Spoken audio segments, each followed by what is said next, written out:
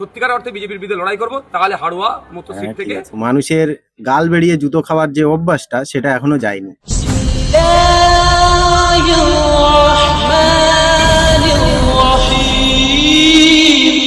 সর্বপ্রথম আপনারা এই ভিডিওটা দেখেন, নওশাদ সিদ্দিকী কিছু বলছে, এটা শোনেন।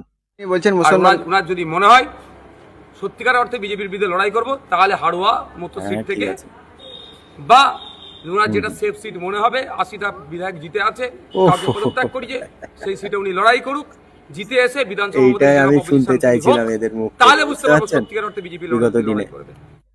চলেন এই কথাটা এ কেন বলছে একটুখানি শোনেন। আমি বাংলার যত রাজনৈতিক বিরোধী দল আছেন, তৃণমূল কংগ্রেসের থেকে আমি আবেদন জানাচ্ছি, মমতা ব্যানার্জি জোটের ডাক দিয়েছে, মানুষের গাল বেরিয়ে জুতো খাওয়ার যে অভ্যাসটা সেটা এখনো যায়নি। উনি বলছে যে হাড়োয়া বিধানসভার ওই সিটটা আবার ইলেকশন করে মমতা ব্যানার্জি ওইখান থেকে জিতে দেখাক, তারপরে আমি জয়েন করবো। মানে মাতিন সাহেবকে যে কোনো ভাবে ওখান থেকে সরাতে হবে, কেননা মাতিন সাহেব এমএলএ হয়েছে, আর মাতিন সাহেবের সামনে কোনো ভুং ভাং বক্তব্য দিলে হবে না মূর্খের মতো।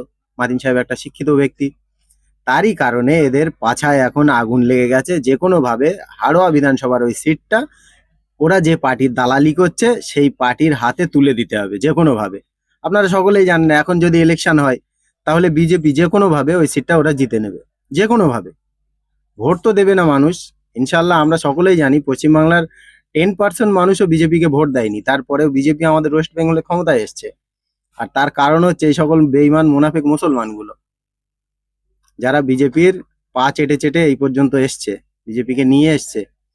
এখন ও বলতে যাচ্ছে যে হাড়োয়া বিধানসভা মমতা ব্যানার্জি জিতলে, মমতা ব্যানার্জি ওখান থেকে বিধায়ক হলে তারপরে আমি ভাববো যে আমি জোট করব কি না। আর মেন উদ্দেশ্য ওর ওটা নয়, মেন উদ্দেশ্য হচ্ছে এটা যে মাতিন সাহেব ওইখানে জিতে আছে, তো যে কোনো ভাবে মাতিন সাহেবকে পলিটিক্স থেকে বার করতে হবে। আল্লাহ জানে মাতিন সাহেব এদের কি বাঁশ দিয়েছে, এরা যদি একবার বলতো তাও নয় আমরা বিশ্বাস করতাম, মাতিন সাহেবের নামে নয় সবসময় গালাগালি করতাম, যেমনটা এর অন্ধভক্তরা করে। আমিও অন্ধভক্ত হয়ে হয়তো তাদের গালাগালি করতাম। কিন্তু ভাই আমার একটা রিকোয়েস্ট তোদের কাছে হাত জোড় করে, তোরা প্লিজ বল যে মাতিন সাহেব তোদের কি বাঁশ দিয়েছিল, সেই বাঁশটা আমার একটু দেখা, সেটা আমি দেখতে চাই যে একোয়ালা না আচেলা বাঁশ দিয়েছিল, না ভেলকো না তল্লা, কোন বাঁশটা দিয়েছিল আমার সেই বাঁশটা একটুকুনি দেখা।